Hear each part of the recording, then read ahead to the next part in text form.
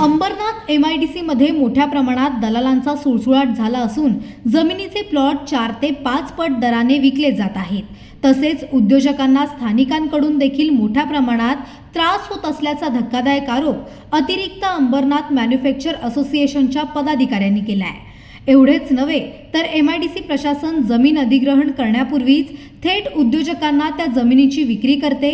त्यामुळे ज्यावेळेस उद्योजक कंपनी उभारण्यासाठी येतात त्यावेळी मात्र जमीन मालक आणि उद्योजकांमध्ये मोठा वाद निर्माण होतो।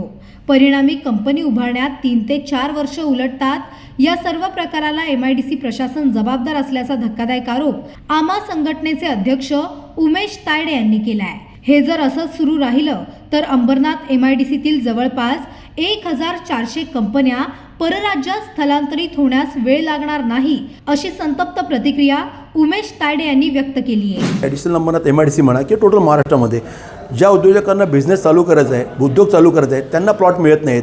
आपल्याकडे सगळे प्लॉट हे फक्त दलालांमार्फतच मिळत आहेत आणि इथे ॲक्च्युअली रेट जर 7 ते 8 हजार स्क्वेअर मीटर आहे पर स्क्वेअर मीटर।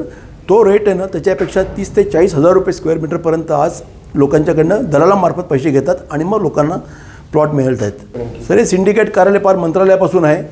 MIDC सगळे अधिकारी इन्व्हॉल्ड आहेत याच्यामध्ये आणि सगळे दलाल इन्व्हॉल्ड आहेत। MIDCने प्रूव्ह करून दाखवावं की गेल्या 5 ते 10 वर्षामध्ये त्यांनी सरळ एखाद्याने अर्ज केला आणि अंबरनाथ MIDCमध्ये त्याला प्लॉट मिळाला असं कधीच झालं नाही आहे। स्थानिकांनी एरिया वाटून घेतलेला आहे, त्या एरियामध्ये त्यांच्याचकडनं त्यांची जमीन गेली तर सांगून ते आमच्याकडनं सर्व घेत असतात।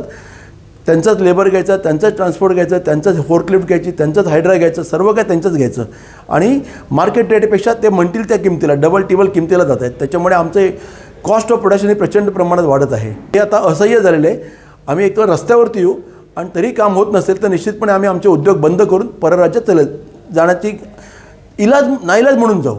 यावेळी पत्रकार परिषदेत आमा संघटनेचे अध्यक्ष उमेश तायडे, सचिव परेश शहा, खजिनदार लिकार सिंग, जनसंपर्क अधिकारी विजय नायर, सदस्य राजेश मिर्ग, संदीप तोंडपुरकर, मंगेश सावंत उपस्थित होते।